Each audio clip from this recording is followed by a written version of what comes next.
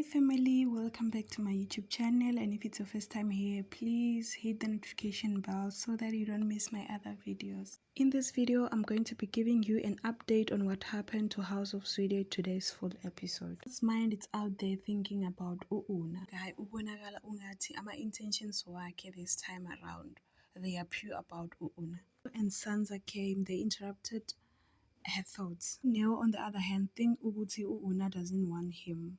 Pussy was so happy to see Usoga because it's been a while. As Umaria, Naye was so happy to see that my daughter and Usoga, they are back together and happy again. Umlife is not happy about the relationship of Braik and Maria. I think ukuthi Braik will forget about his sister. Ukeleto is phone to Maria. He gave her a speech ezozenza ku-unveiling kamawakhe, and manje utshela Umlife ukuthi uthathe i-speech sakhe asinikeze uMaria so that amnikeze ama-opinions akhe. Umlife yena wathi why ungafanga one of the family, not uMaria, because uMaria is not family member. Umlife mele a-chillaxe because soon uMaria will be family to them. Umlife must get used to the new person in Braik's life because Braik naye unemizwa. Lo uBraik asingile.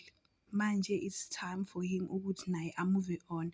It's not like move on akhohlwa ngoRhea, kodwa naye mele move on athole omunye umuntu ozohlekisana naye. UFaith wafonela ubhuti wakhe uMsizi amtshela ukuthi aphuthume aze ku-House of Sweden collective because iyasha.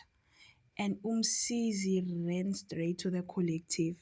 Wathola ukuthi usesi wakhe umenzele i-surprise birthday party. Before uyam-actela usibara wakhe, and ngiyazibuza ukuthi why he's acting up because uBraik kade aziphathe kahle the time umfazi wakhe ashona until today. Manje mele move on, bam-actela kanje. No, actually Umlife wam-actela kanje, hayibo, mele naye aphole kancane. UFaith uyamthanda ubhuti wakhe, so she thought ukuthi mele amenzele something okum-appreciate, mele bam-celebrate, and it's been long uMsizi angekho empilweni yakhe. So this is a perfect time for them to celebrate life. Umuntu bekhona, u-Ayanda indodakazi yakhe, uma wakhe, nemuntu wakhe uPearl bebekhona. Everyone was merry. Umlife unesibindi, watshela usibhara wakhe ukuthi ubabonile yena noMaria becabulana in front of the saloon. Vele Umlife is unreasonable kuBraik because naye uBraik umuntu omdala unemizwi, mele naye move on. Lento yakhe yokuthi uBraik mele a-respect usisi wakhe, uBraik wamrespecta uRhea, and he still does that even today. UGilgil ubusy enjoying ishampopo yakhe, then Neo came. Wamtshela ukuthi mele bahlangane e-coffee shop so that amtshele i-feedback ku-pitch yakhe. uMaria wayenza uKeleto ikhanda lakhe and she was so beautiful. Wamncoma naye wathi, "Hi girl, you're so beautiful. Noma wakho la ekhona.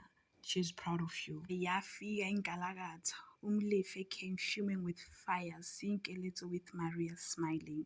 He requested ukukhuluma noMaria, and Keleto yena waphuma kusaloon. Watshela uMaria ukuthi akana timing, why avela empilweni kaBraik manje, mele azivele nini kanti. Inkulumo kaMlife noMaria yaqhubeka. While they were still talking, watshela uMaria ukuthi wena uyenzani nomfelokazi. Hayibo, this guy. Faith wanikeza i-speech about ubhuti wakhe, and naye uMsizi gave a speech, and he was thankful to people that they believed in him and supported him throughout this journey. Thank you very much for watching. That was all on House of Sweden today's full episode. Till we meet in the next video.